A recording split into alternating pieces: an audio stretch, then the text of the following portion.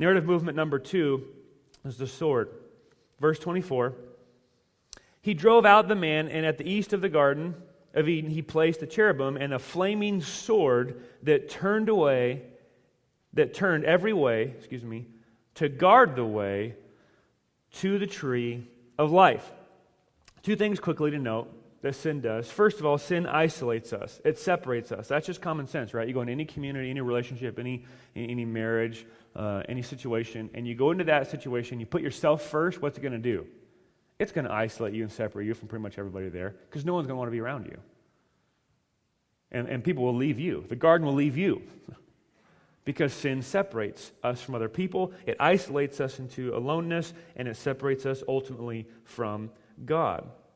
It's interesting to note what keeps them out of the garden. Is it a door?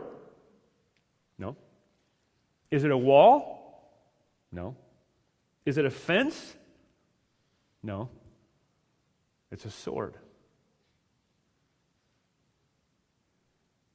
You see, the second piece to note is that swords in the Bible always represent the judgment of God. Always represent the holiness of God. Always represent the justness of God. So you see, the way for man to get back into the garden isn't over a wall, isn't to cut through a fence, isn't to kick down a door. The only way back into the garden and the only way back into access to tree of life is to come under the sword. It's to come under the judgment of God.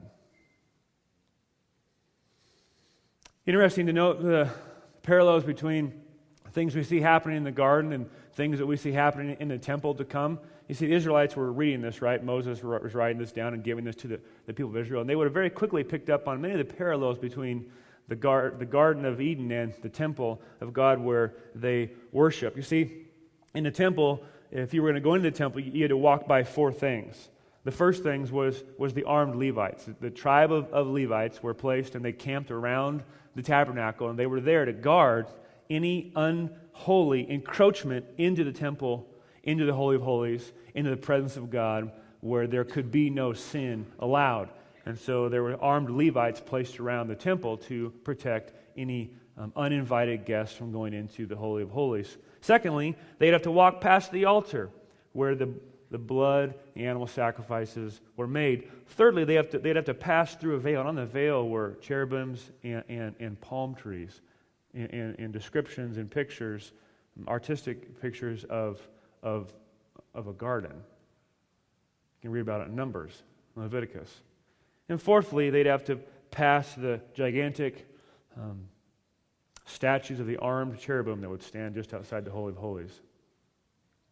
And they would walk in, and all of these things, both real and symbolic, were God's way of saying, the only way back into my presence, the only way to salvation is through sacrifice. Because I'm a just God, I'm a righteous God, I'm a judge, and I don't let sin go unpunished because I'm righteous. I don't give sin a pass. If you want salvation, you're going to have to go under the knife, under the sword.